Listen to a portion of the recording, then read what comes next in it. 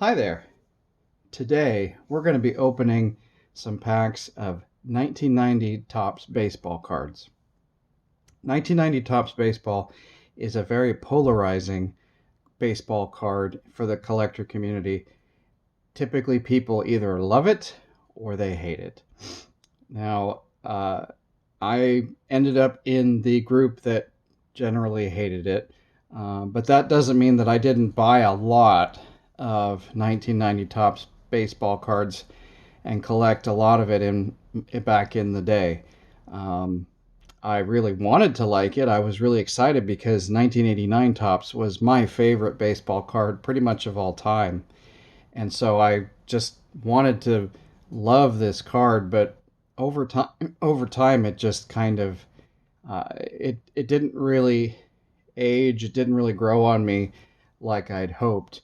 But a lot of the things I'm sure that people love about this card are the things that I wasn't a huge fan of. The various colors and the design on the card.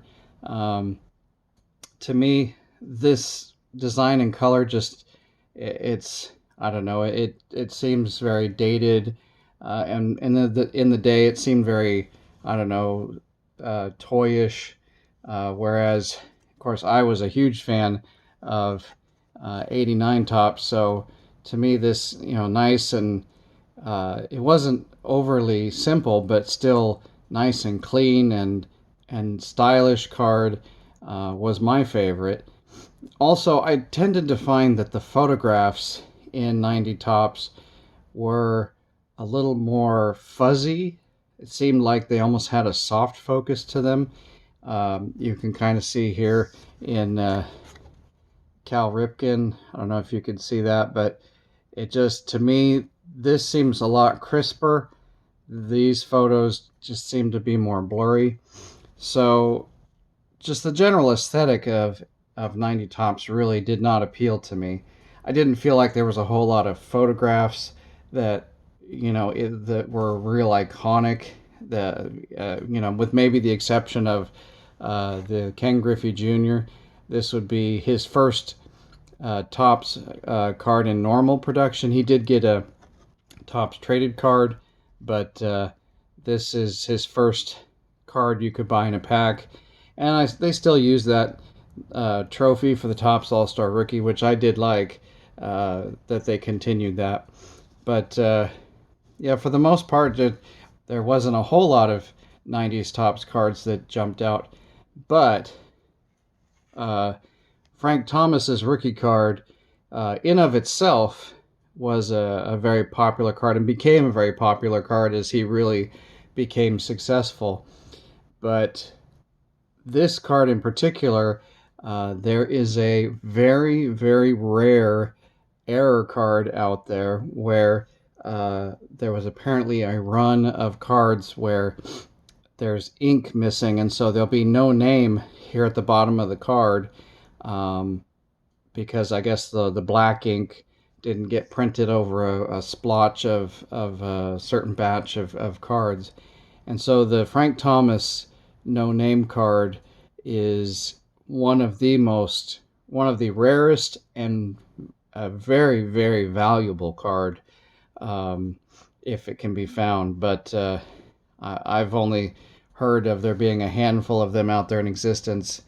And it figures that it would be a mistake, an error that would really be the only really defining valuable card in this set of cards, because otherwise, much like most of the other junk wax of the late 80s, early 90s, 90 Topps for the most part is not worth much of anything. But still fun to go back and open some of these cards again.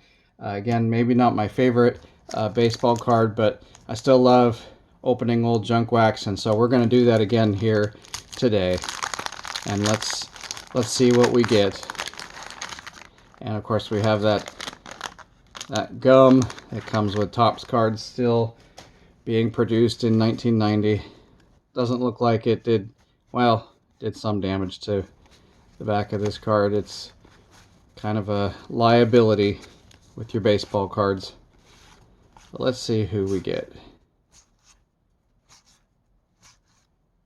Matt Noakes, Dennis Oil Can Boyd, a Turn Back the Clock Dick Hauser. Oh, here's a first round draft pick Roger Salkeld.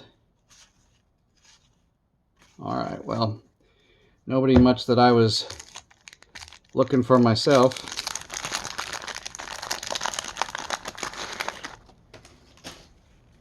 I'll put that in the toxic waste.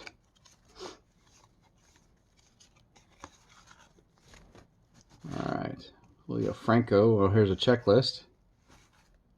Oh, an all-star Howard Johnson. The error that occurred on the Frank Thomas card, also the actual sheet of cards that it printed on, apparently there are a number of cards. It's not Howard Johnson, but I believe it's the Craig Biggio all-star, and there's a few other cards that also were impacted by that lack of black ink. So those all could be potentially valuable cards, but of course the Frank Thomas card is the one card of the group that really is a jackpot find if you can find one. And that seems to, from what I understand, drive the value and the price of old 90s Topps packs, so that these are a little more expensive than other junk wax packs of the era. Is that Frank Thomas card. We've got a Donald Harris first round draft pick, Ron Jones, Jose Uribe,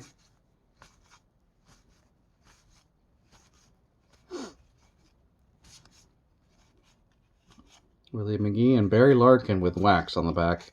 That's another liability because of wax packs. Transfers wax to the back of the card.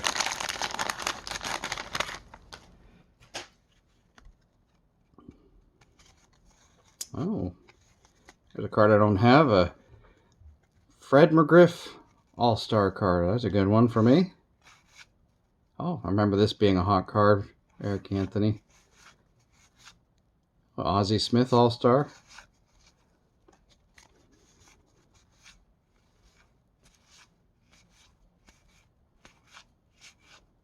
All right.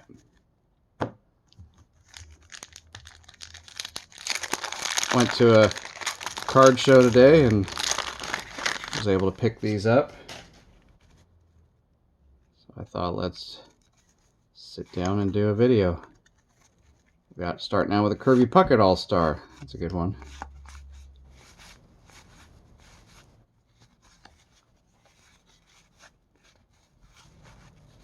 Gotta rotate again. Got Ivan Calderon. Maybe it's Yvonne. Denny Martinez. Not pulling a whole lot of stars from these packs. Doesn't seem like. I'm getting a couple of all-stars. I also kind of found it odd, the yellowish green color on the back of these cards. Of course, Topps was in '90 was still doing a very old school baseball card. They hadn't really come out yet. There's Chris Sabo. Hadn't really come. Oh, Randy Johnson. There's a good one. They hadn't come out with something to really compete yet with another one with Upper Deck. I'll see, we see some repeating, as we often do with junk wax. So yeah, 1990 Topps was pretty outdated at that point compared to most every card.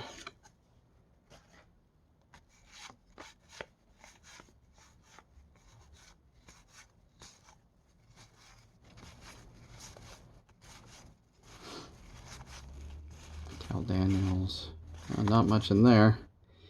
Alright, a couple more.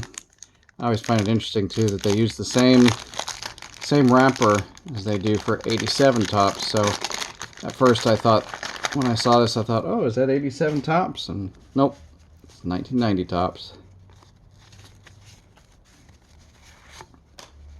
Chili Davis. Oh, hey, Mike Greenwell makes another appearance in one of my opening videos. He's a frequent visitor. Ken Griffey Sr.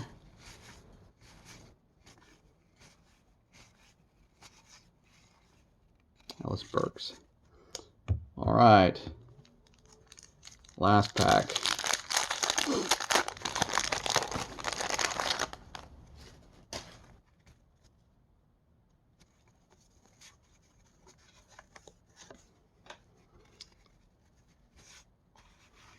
Bernie Williams rookie card. Joe McGrain All-Star. Oh, A. Bartlett Giamatti. He passed away in 1989, so they did a commemorative card. It's kind of a classy card for them to do.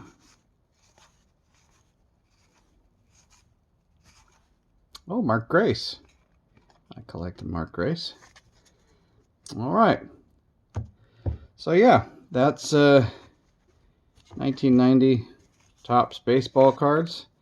And like I said, bought a lot of it, but never really became a card I was a huge fan of. But there's definitely a collector community out there that loves it. And it does have one of the most sought after and valuable error cards, short limited error cards of pretty much all time. So anyway, I hope you enjoyed watching that. Thank you so much.